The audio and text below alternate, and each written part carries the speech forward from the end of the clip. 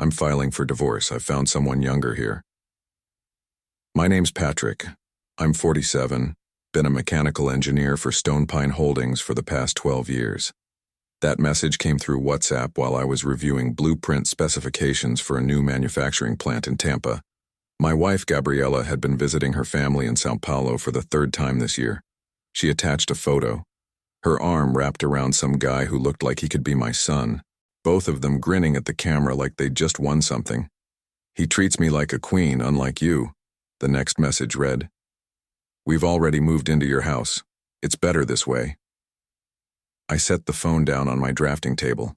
The blueprints blurred for a second. 14 years of marriage, and she tells me through a text message.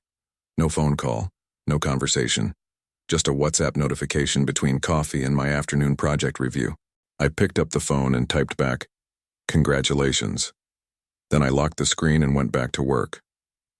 The thing is, I'd been feeling something off for months. Little things that didn't add up. Gabriella had always been close to her family in Brazil, but these trips were getting longer, more frequent. She'd leave for 2 weeks and stretch it to a month. "Family needs me," she'd say when I asked about coming home. But it wasn't just the trips. Our joint checking account had been showing withdrawals I didn't recognize. When I asked about them, she'd wave her hand and say something about family emergencies or shopping for her mother. I trusted her. Maybe I shouldn't have, but I did. Last month, she missed our wedding anniversary. Said she forgot because she was dealing with her sick aunt. The aunt who, according to her cousin's Facebook posts, had been perfectly healthy and posting vacation photos from Rio. I'd started keeping receipts. Not because I was planning anything, but because something in my gut told me to pay attention. Bank statements, credit card bills, even screenshots of her social media posts that didn't match what she was telling me. When you've been an engineer for as long as I have, you learn to trust patterns. And the pattern here was clear. My wife was lying to me. I just didn't know how much until that WhatsApp message. The photo bothered me more than the words, not because of jealousy, but because of the timing. She looked happy, really happy, like she'd been planning this moment for a while, like the decision had been made long before she bothered to tell me about it. I finished my work that day, drove home to our empty house in Coral Gables, and sat in my truck for 10 minutes before going inside. Something told me this was just the beginning. Gabriella and I met at a company barbecue back in 2011. She was visiting Miami with her sister, fresh off the plane from Brazil with limited English and a smile that could stop traffic. I was the quiet guy who fixed things and kept his head down. She was everything I wasn't, outgoing, spontaneous, full of life. We got married a year later. Small ceremony, just her sister and a few of my co-workers. She moved into my house, the one I'd bought 3 years earlier with money I'd saved from working overtime at the shipyard.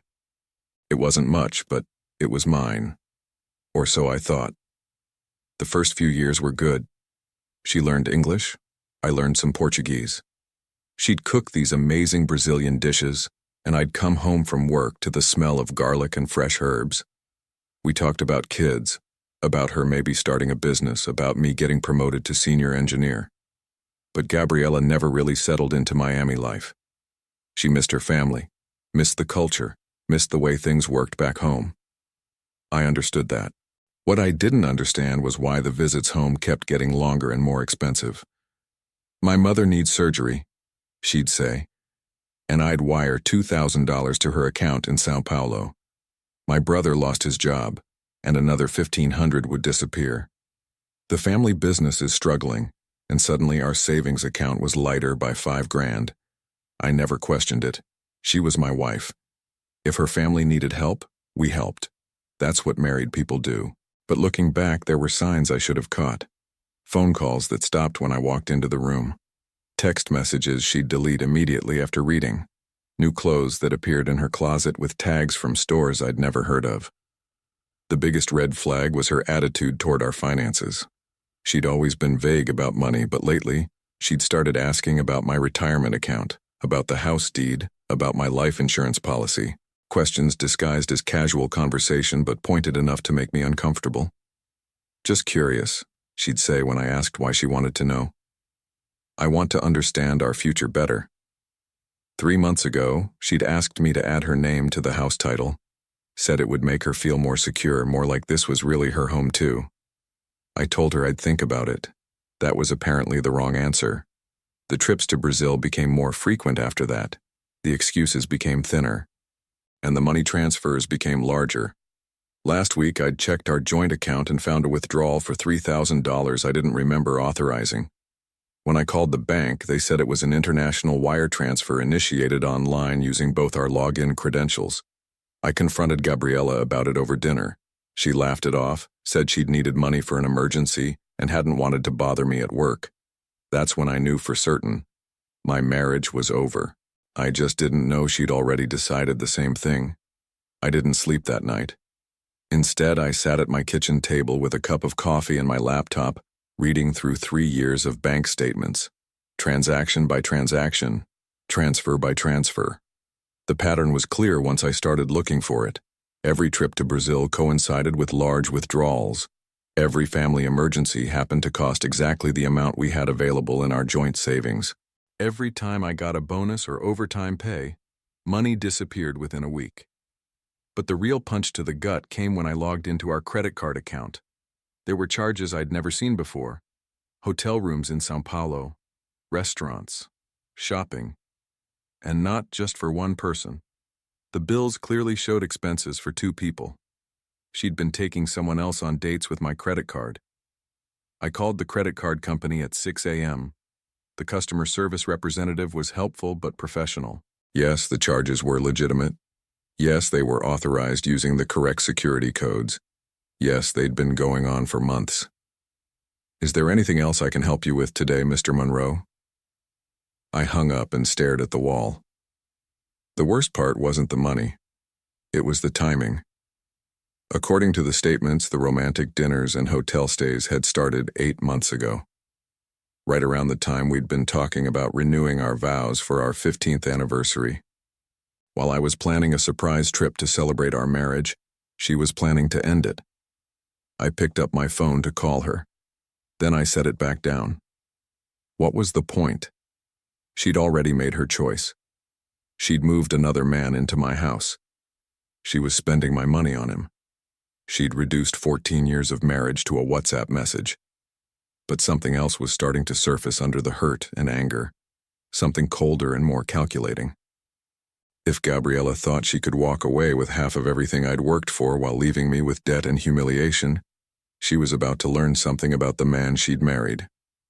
I'd spent my entire career solving problems, finding weaknesses in systems, identifying points of failure before they became catastrophic. My marriage had failed, but that didn't mean I had to lose everything in the wreckage.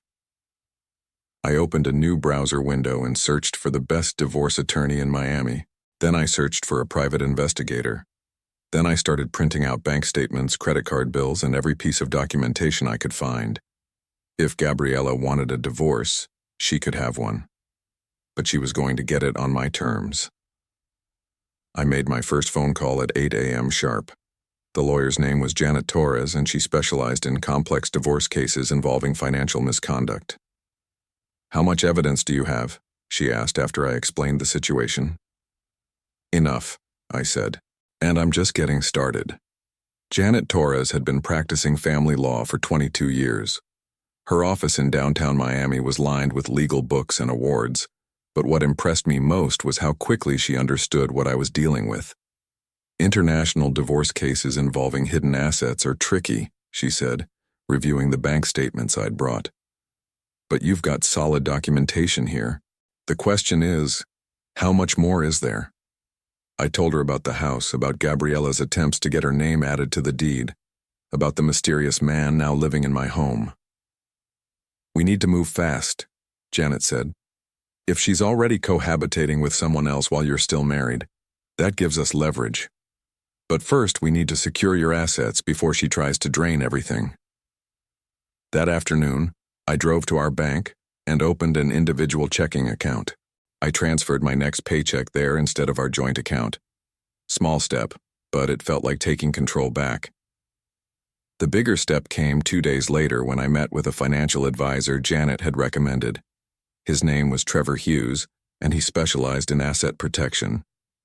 "Your wife's been smart," he said, reviewing my financial portfolio. "She's been positioning herself to claim half of everything while contributing nothing. But there are ways to protect what you've earned." Trevor explained how I could transfer ownership of my retirement accounts and personal assets into a revocable trust with me as the sole beneficiary. It was completely legal, as long as it was done before formal divorce proceedings began. "The house is trickier," he said. "Since it's marital property, she has a claim to it. But if you can prove she's abandoned it to live with someone else, that changes things." I called our mortgage company that afternoon, explained that I wanted to refinance to get a better interest rate. They sent me paperwork requiring both signatures. I mailed it to Gabriela in Brazil with a note asking her to sign and return it. She never responded. 3 weeks later, the mortgage company called to say the refinancing deadline had passed. Since only one spouse had signed, they'd have to restart the process with just my name on the loan. That's when I made my move. I contacted a real estate attorney and began the process of transferring the house deed into my name alone. Since Gabriela had failed to respond to the refinancing paperwork and had abandoned the property, I had grounds to claim sole ownership. It took 6 weeks to complete.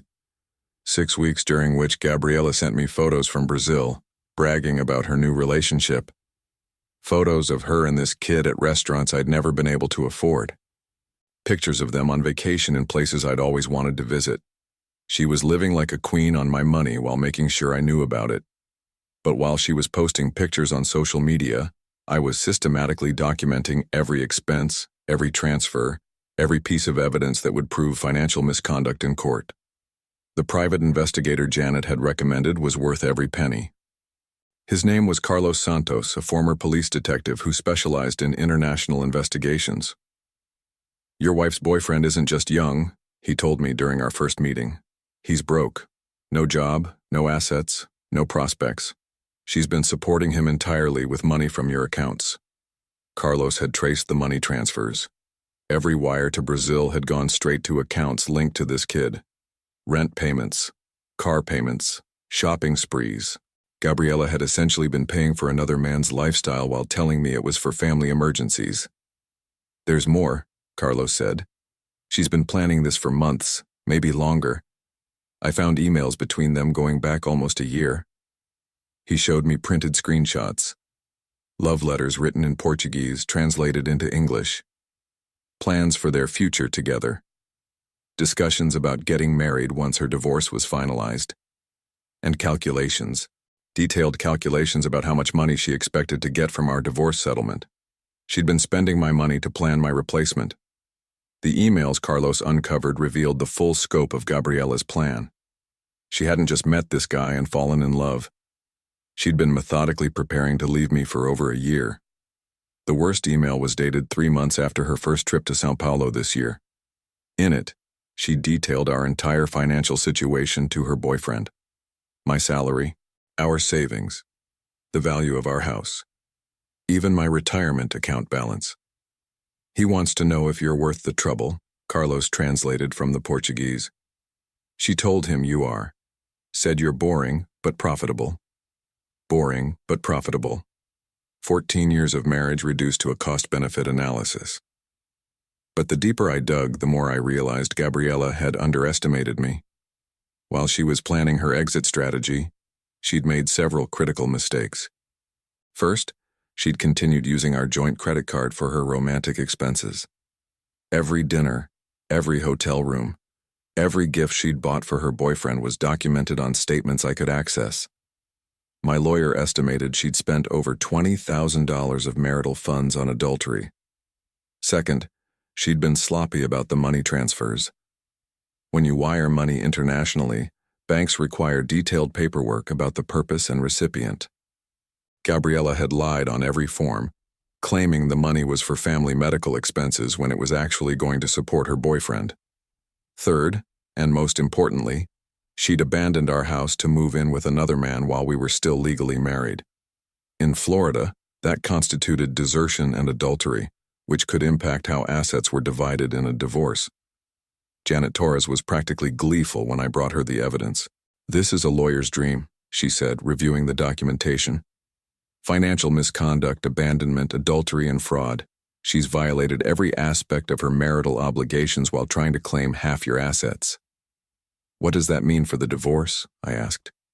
"It means she's not getting half of anything. In fact, she might end up owing you money." That's when Janet explained Florida's laws about financial misconduct during marriage.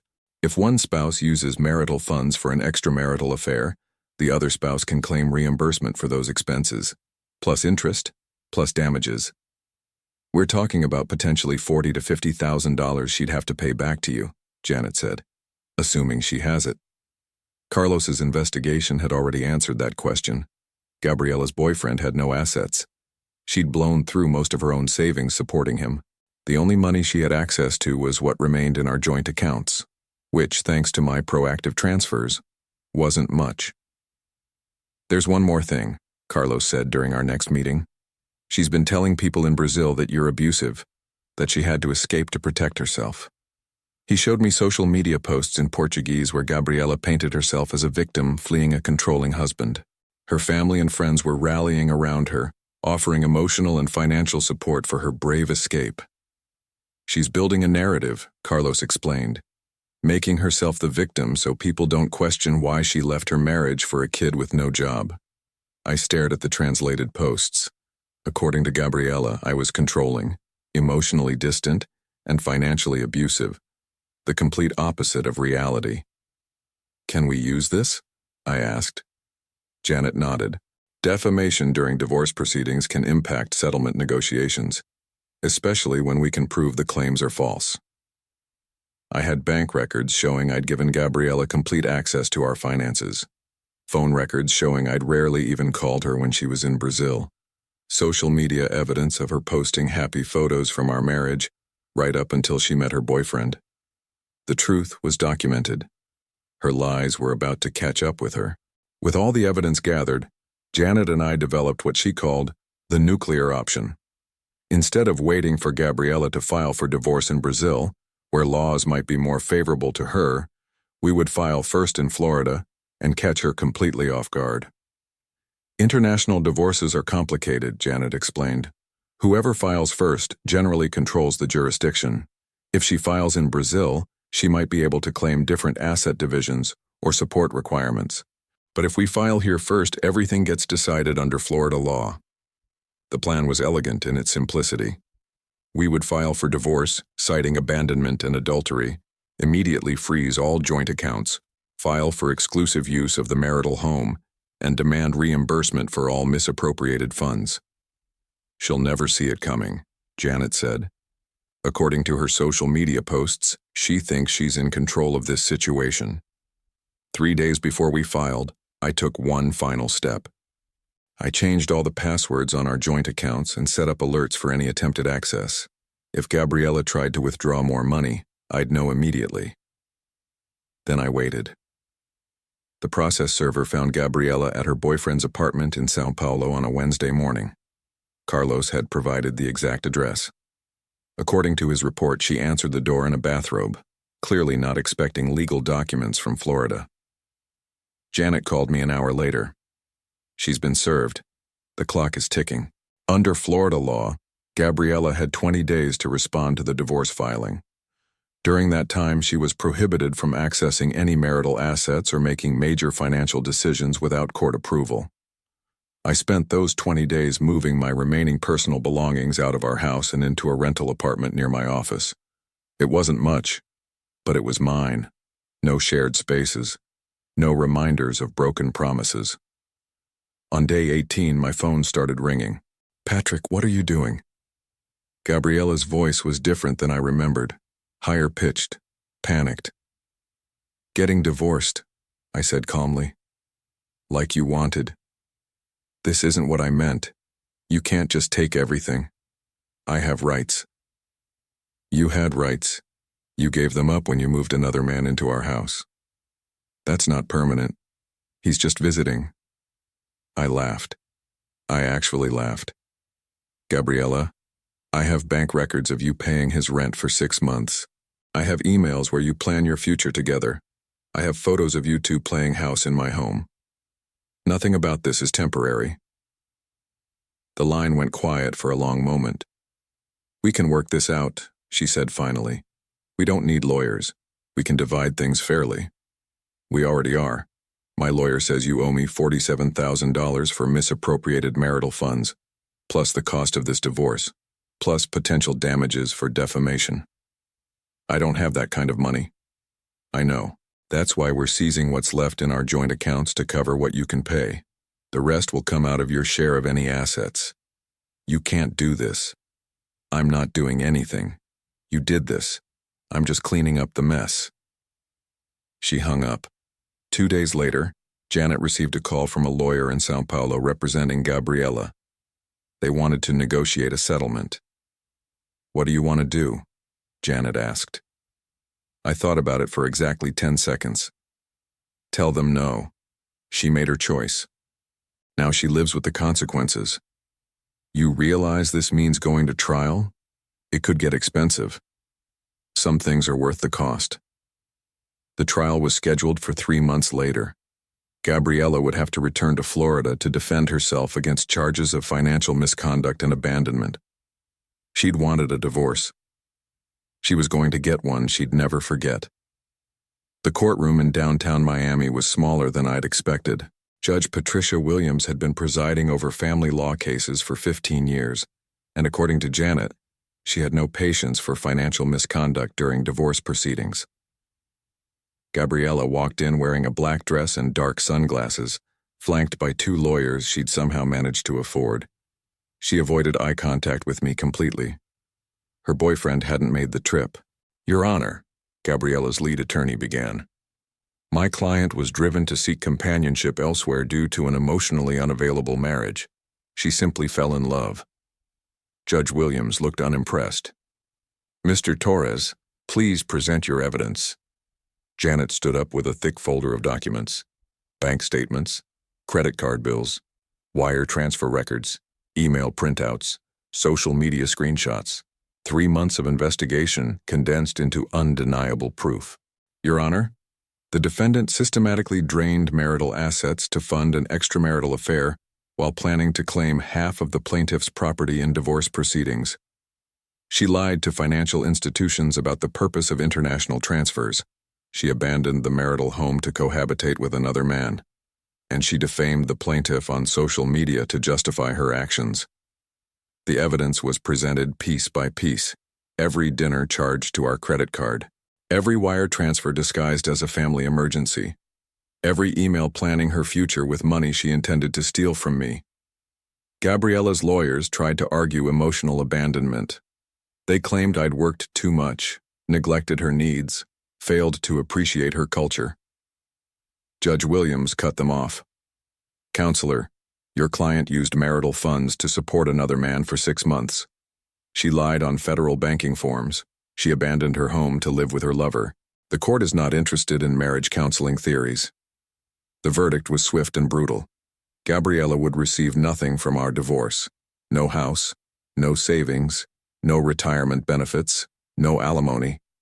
Instead, she owed me $53,000 in reimbursement for misappropriated funds. The joint accounts were already frozen, so she had no access to cash. Her share of our remaining assets barely covered half of what she owed. As the judge read the final decree, I watched Gabriela's face crumble. The confident woman who'd sent me divorce papers via WhatsApp was gone. In her place sat someone who'd just lost everything. Her lawyers huddled around her, whispering urgently about appeals and payment plans. I gathered my papers and walked out. 6 months later, I was in my new house in Homestead, about 30 minutes south of Miami. Smaller than the old place, but completely mine. No shared memories. No ghosts of broken promises. Janet had called the week before with an update on the financial settlement. Gabriela had managed to pay back about half of what she owed by selling some jewelry and getting money from her family in Brazil. The rest would come in monthly payments over the next 3 years. "She's working as a waitress in São Paulo," Janet told me. "Her boyfriend left when the money dried up." I wasn't surprised. Men who let women pay their rent rarely stick around when the payments stop. My phone buzzed occasionally with messages from Gabriella. Apologies, explanations, requests to work things out as friends. I deleted them all unread. The house in Coral Gables had sold within 2 months. With my name as the sole owner, I'd kept every penny of the proceeds. I used part of it as a down payment on the new place and invested the rest. Work was going well. My reputation as someone who solved problems had earned me a promotion to lead engineer. The irony wasn't lost on me, fixing broken systems at work, fixing my broken life at home. I'd started dating again. Nothing serious yet, but it was nice to have dinner conversations that didn't revolve around family emergencies or money transfers. Sometimes I wondered if Gabriella had learned anything from the experience. Probably not. Some people never realize that actions have consequences until it's too late to matter. I didn't waste much time thinking about it. I had better things to do with my life than look backward at someone who'd never really been there in the first place. Some mistakes teach you exactly who you can trust.